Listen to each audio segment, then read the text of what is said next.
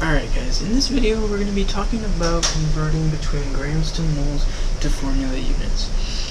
Now remember that the mole in chemistry is one of the most foundational concepts that we have learned because it is used in so many abundant calculations, especially later on. Recall what the mole is. It's the amount of matter that contains as many objects as there are as number of atoms in a pure 12-gram isotopically sample of carbon-12. We're going to do a couple examples and I'm going to illustrate exactly what I mean by that. But before I do, let's look at that conceptually. In today's society, we kind of talk about how certain numbers are equivalent to certain things. For example, 12 is equal to a dozen of something. A gross is equal to 144 of something. This is kind of the conversion factor that we can use, but in chemistry we use the mole, which is 6.022 times 10 to the 23rd. And this is also known as Avogadro's number, named after Amedeo Avogadro, very famous Italian scientist. Okay, so we're going to look at a few examples of these conversions, and then we'll go and look at moles in a little bit more detail. So for the first question, let's convert 0.758 grams of NaCl to moles. Now, recall what the molar mass of a molecule is. It's the summation of all of the atoms in the molecule times their molar mass, okay? For example, the molar mass of water is 2 times 1.01 for hydrogen, and 16 times 1 because of one oxygen atom, and that's about 18.02 grams per mole. So if I want to find the molar mass of sodium chloride, I do the same thing. And remember, you guys, you can use the little inventory box I showed you. Sodium is about 22.9 grams per mole. Chlorine is about 35.45 grams per mole.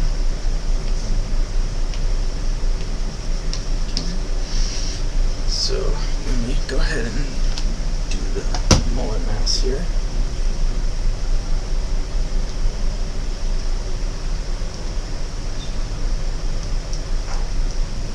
We get 58.45 grams per mole, about. Now I'm going to show you something very, very important. Here is why I put it on the bottom. The molar mass unit is grams per mole. If you had that in your denominator, the mole would just reciprocate to the top. That is what we want, and here is why. You want your grams to cancel. The reason for that is because you're converting to moles. Okay, so now we're going to have 0.758 times 1 mole over 58.45.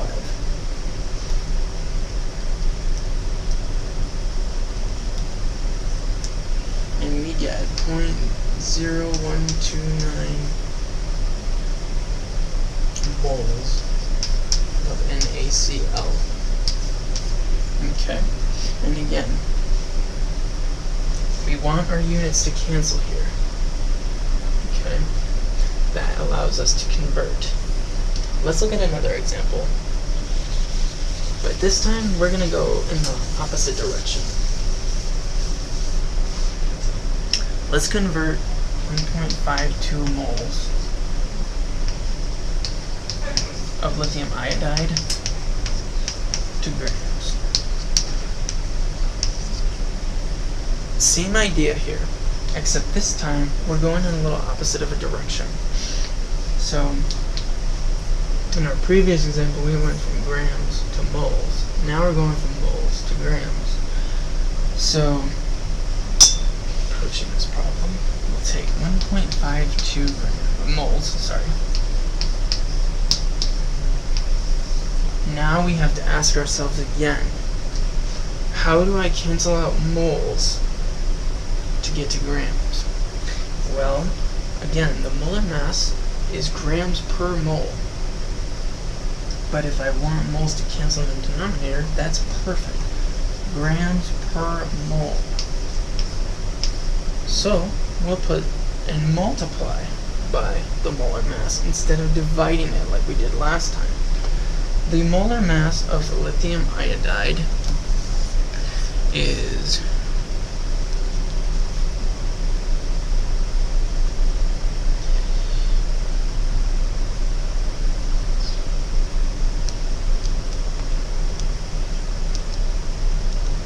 133.8. When we go through that, watch again. The moles will cancel. And we have 1.52. And we get 203.376 grams of lithium iodide. And that is exactly what we wanted to happen. We wanted to cancel out moles, and we wanted to get into grams. Okay? Now, let's look at the significance of this one. If 1 mole of lithium iodide is 133.8 grams per mole, if I have 1.52 moles, that's the same as saying 1.5 times that amount. If we look at about 133, half of 130 is about 65, and our sample is 203. So if we take 133 and add 65, we get 298. And that's perfect because we have about the same direct proportion that we're looking for. If I had 1 mole, I'd get 133.8. But if I have 1.5 times that, I'm going to have 1.5 times the amount of the sample. Okay? Let's look at one more.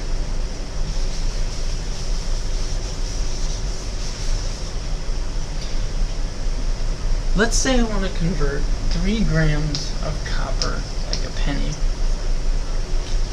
into moles. Okay? Just pure copper. If 1 mole of copper is equal to 63.55 grams. Again, this allows us to cancel. This is exactly what we want.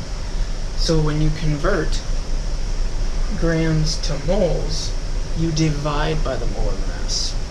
When you convert moles to grams, you multiply by the molar mass. Okay? So we'll take 3 and divide it by 63.55, and we'll get 0.047 moles. Okay? In the next video, guys, I'm going to be showing you more about the formula units and how we interconvert them. Okay? If you guys have any questions about these conversions of grams to moles or moles to grams, please do not hesitate to contact me, okay? I hope you guys have a great rest of your day, and stay safe out there. Bye.